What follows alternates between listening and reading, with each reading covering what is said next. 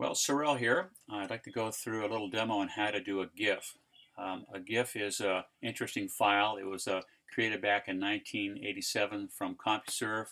They used it for some applications, but now it's really used primarily for doing fun little applications for your phones and advertising. I see Target uses them quite often. So I have a file here that I want to show you quickly how to build a simple GIF. So I'll open up my file and I'm going to do the riding horse. I've got basically 9 files there I want to do something with. So to start this, I'm going to go over to Photoshop, open, and I'm going to go down to Script, and I'm going to go Load Stack. So Scripts, Load Stack. I'm going to go find my stack and browse, and I'll find my horse and rider, and there they are. I select them all, and I go Open, and I go OK,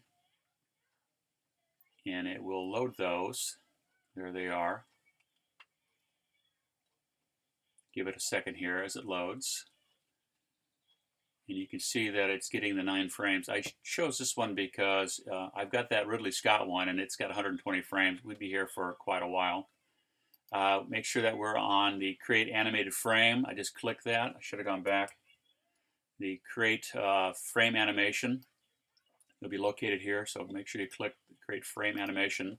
You'll bring up your photo, and once it's up there, sure you can see that properly. Come over here to the little sandwich. Somebody call it a hamburger, whatever you want to call it, but there's little 3 names here. You're going to make frames in layers, so that's the one you want to click, and it will pan them across. Some interesting things you can do is you can first off see how it runs, and I'm going, oh no, it's running backwards. So Command 0, make it bigger. Hit Command 0. So I can stop that. I'm going to come back over to the little sandwich and go reverse frames. So now when I look at it, it's running properly. So if you have an issue with running backwards, that's okay.